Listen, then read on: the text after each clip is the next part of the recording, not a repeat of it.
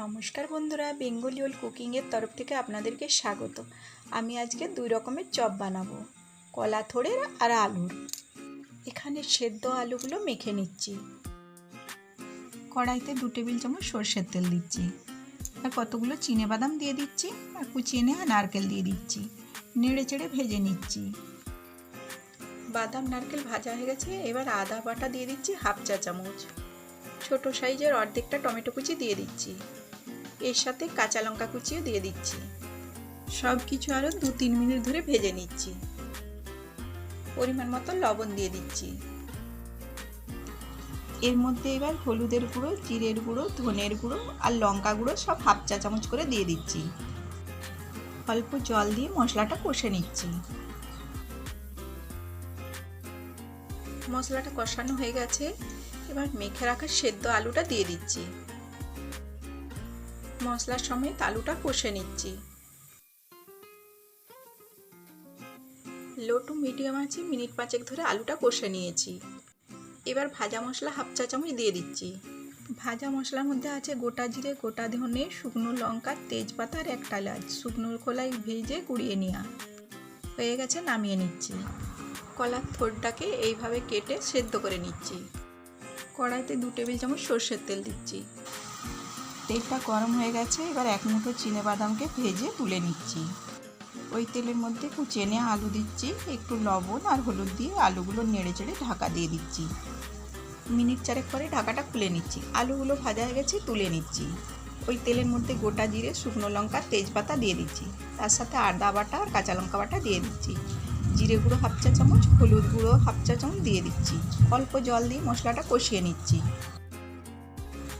মশলাটা কষানো হয়ে গেছে। এবার সেদ্ধ করে রাখা থোড়গুলো দিয়ে দিচ্ছি। লবণ দিয়ে দিচ্ছি। নেড়ে চেড়ে ভেজে রাখা আলুগুলো দিয়ে দিচ্ছি। মিনিট 5 জন্য লো টু মিডিয়াম আঁচে ঢাকা দিয়ে দিচ্ছি। 5 মিনিট পরে ঢাকাটা খুলে নিচ্ছি।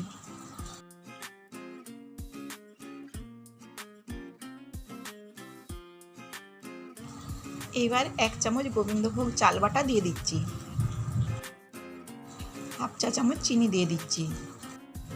এর মধ্যে চাইলে আতপ চাল বাটাও দেওয়া যায়, কিন্তু তাতে সেন্টটা ভালো হবে না। এর মধ্যে এবার ভাজা মশলা দিয়ে দিচ্ছি। ভাজা মশলার মধ্যে আছে গোটা জিরে, গোটা ধনে, শুকনো লঙ্কা, তেজপাতা, একটা এলাচ শুকনো খোলায় ভেজে গুঁড়িয়ে নেওয়া। এবার ভেজে রাখা চিনিবাদামগুলো দিয়ে দিচ্ছি। এবার এই থোড় রান্নাটার থেকে অর্ধেকটা তুলে রেখে দিচ্ছি, আর অর্ধেকটার মধ্যে নারকেল কুচি দিয়ে দিচ্ছি। মিনিট 2 নাড়াচাড়া করে নামিয়ে নিচ্ছি। এখানে ব্যাটারটার জন্য বেসন দিয়ে দিচ্ছি। পরিমাণ মতো লবণ আর হলুদের গুঁড়ো দিয়ে দিচ্ছি। খাবার সোডা অল্প একটু দিচ্ছি। 1 চামচ কর্নফ্লাওয়ার দিচ্ছি, আর ভাজা মশলা অল্প একটু দিচ্ছি। ভালোভাবে মিশিয়ে জল দিয়ে একটা ব্যাটার বানিয়ে নিচ্ছি। হাতের কাছে যদি কর্নফ্লাওয়ার না থাকে তাহলে দেওয়ার দরকার নেই।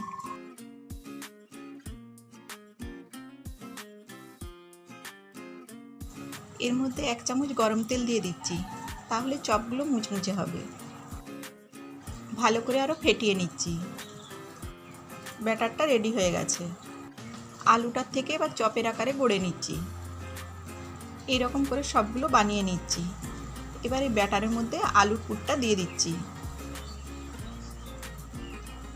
এখানে তেল গরম হয়ে গেছে। এবার ভাজার জন্য দিয়ে দিচ্ছি। 2 মিনিট পরে উল্টে দিচ্ছি। উল্টে পাল্টে চপগুলো ভেজে নিচ্ছি। চপটা ভাজা হয়ে গেছে। এবার তুলে নিচ্ছি। একই রকমভাবে আরেকটা চপ ভাজার জন্য দিয়ে দিচ্ছি। এটাও উল্টে পাল্টে ভেজে নিচ্ছি।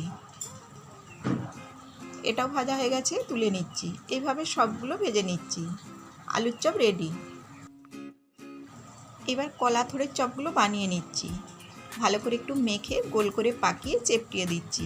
এইভাবে তৈরি করে নিচ্ছি। বেসনের গোলাতে ডুবিয়ে এবার তেলে দিয়ে দিচ্ছি। 2 মিনিট পরে উল্টে দিচ্ছি।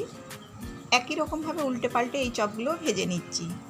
এটা ভাজা হয়ে গেছে, তুলে নিচ্ছি। আরও একটা ভাজার জন্য দিয়ে দিচ্ছি। এটাও ভাজা হয়ে গেছে, তুলে নিচ্ছি। থোড়ের চপও রেডি হয়ে গেছে।